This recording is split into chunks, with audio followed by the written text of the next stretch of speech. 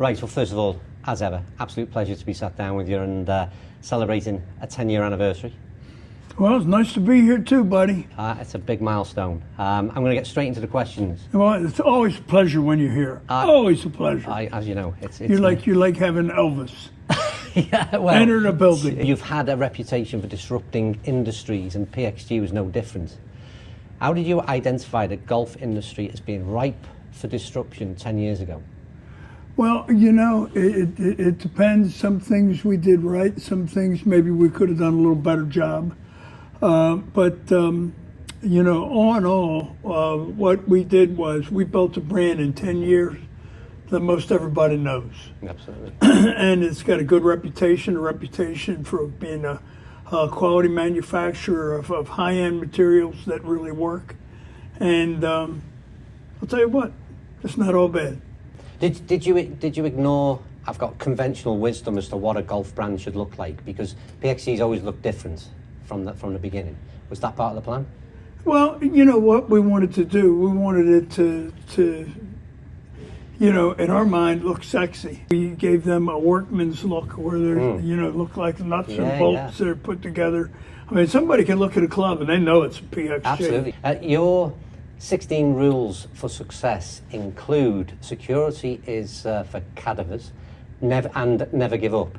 Can you recall any time in this last 10 years where you felt like giving up on PXG? Well, you know, I think sometimes if during those rare times when my wife and I have a small argument, you just can't win with her, so I definitely feel like giving up in those particular cases. But aside from that, and I love her to pieces. I just say that more as teasing around, then she'll make me pay for it.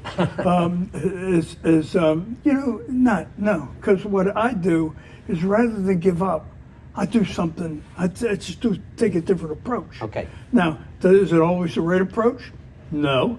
But I'll tell you what, if you got something that's not working and you keep doing it, you know, you're going to fail. Yeah. When you set out to make a new product, what has been the ultimate aim of the product?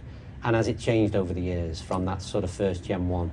You know, our product, our aim has always been to make a product that people hit it and they go, wow. Feel good, yeah. You know, they go, it feels good. Yeah. It goes like the Dickens. Yeah. And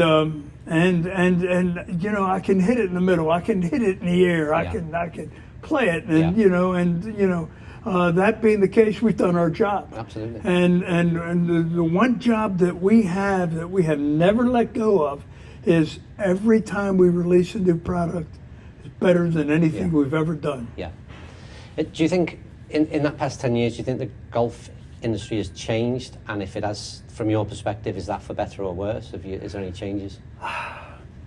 You know, it's you know, certainly with the advent of LIV, things changed a bit, and you know, and impacted us a little bit. Okay. And, you know, there's been a lot of talk about the golf ball, what they're going to do with it. You know, I let everybody else fight that battle.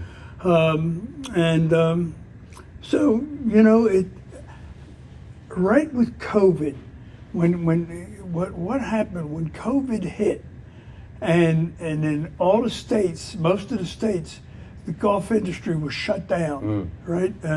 Or a lot of places, but in Arizona, our governor had the foresight to leave it open and let the manufacturers stay open. Okay. We just exploded. That was the time. Yeah, because we had a number of our competitors, you know, canceled their orders. We tripled. We tripled down. Okay. And then what the gotcha there was, we expected that to continue. Yeah. And then, of course, it didn't. Obviously, yeah. You know, when we got a handle on COVID. Yeah. And then we had to struggle with you know, just finding our way again. Yeah. Again, you've said that doing what you love is the secret to success, because when you love something, it tells you its secrets. What has your love for golf taught you in maybe life and business? Well, the one thing it's taught me in life is it's one tough business, brother. Yeah. Okay. Yeah, it is. It is not a walk in the park. Okay. if you're manufacturing golf clubs and that sort of thing. It's quite a challenge. Okay. Now, fortunately, we're up for the You're okay, yeah. challenge. Fortunately, I happen to be a billionaire, and I can take it on the chin every now and then. Okay. And so that it gives us incredible staying power. Yeah. And sometimes we need it, and other times we don't. And it's taught me to, as always, just hang on there, Okay. hang in there, and to. So based on that, has it probably been the biggest challenge for you in your excuse business me? life? Has it been the biggest challenge for you in your business life, which has been obviously very successful? I've had some pretty big challenges. Yeah. Okay. But like with GoDaddy early on, Okay. I thought for sure I would go broke. Okay. Just like when I was carrying a rifle in Vietnam, I thought for sure I was going to get killed over there. Right. But one thing, growing up in East Baltimore the way I did, I could take a punch, baby. Yeah. We're 10 years into the PXG journey.